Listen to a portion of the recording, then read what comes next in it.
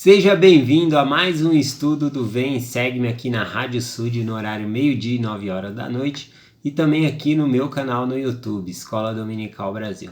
O meu nome é Vanderlei, hoje é dia 17 de setembro, eu vou compartilhar com vocês o livro de 3º Nef, capítulo 9, o versículo 13 e o versículo 14.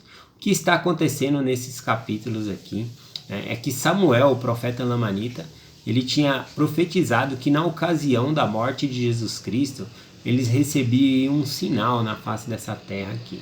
Né? Então, quando Jesus Cristo ele foi crucificado lá em Jerusalém, o que aconteceu aqui na face dessa terra é que se levantou uma grande tormenta, uma grande tempestade, na qual eles viram relâmpagos, né, tão claros ali, né, que eram muito grandes, coisa que eles nunca haviam visto daquela maneira.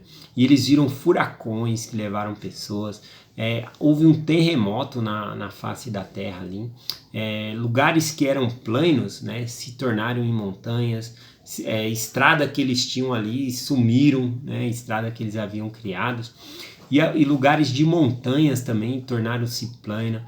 Então aconteceu uma grande calamidade na face dessa terra aqui.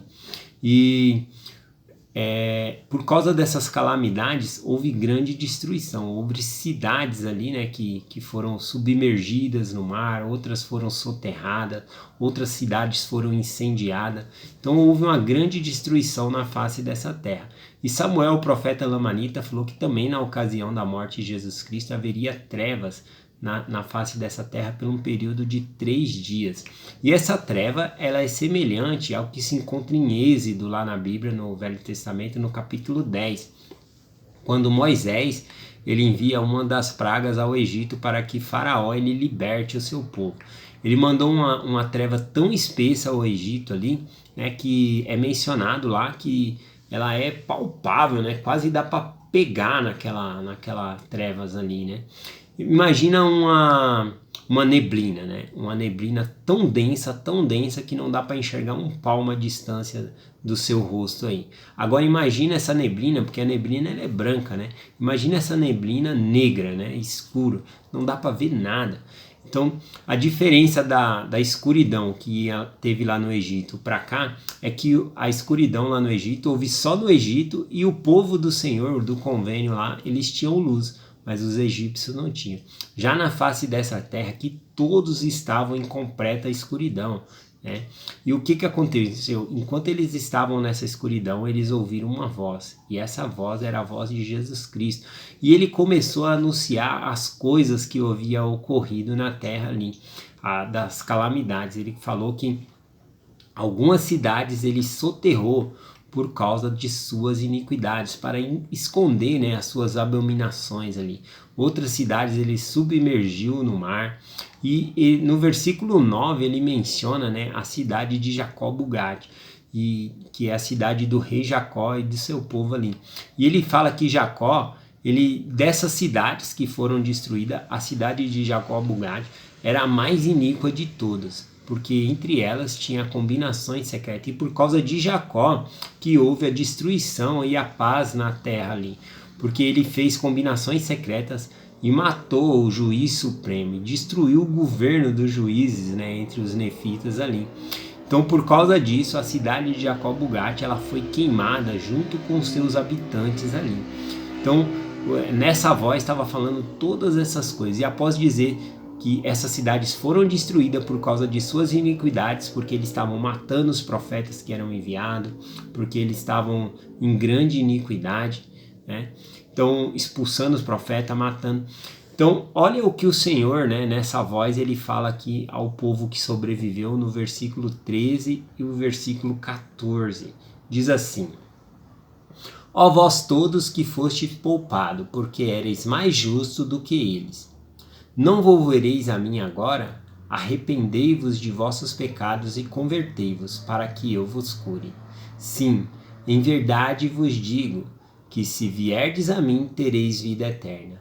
E eis que meu braço de misericórdia está estendido para vós. E aquele que vier, eu o receberei. E benditos são os que vêm a mim. Então Então podemos ver que o braço de misericórdia do Senhor ele estava estendido ali, né?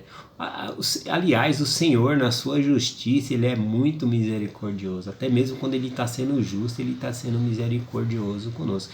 E ele pode, né? Porque ele pagou toda a justiça, ele cumpriu a expiação, né? Ele sofreu pelo pecado de toda a humanidade.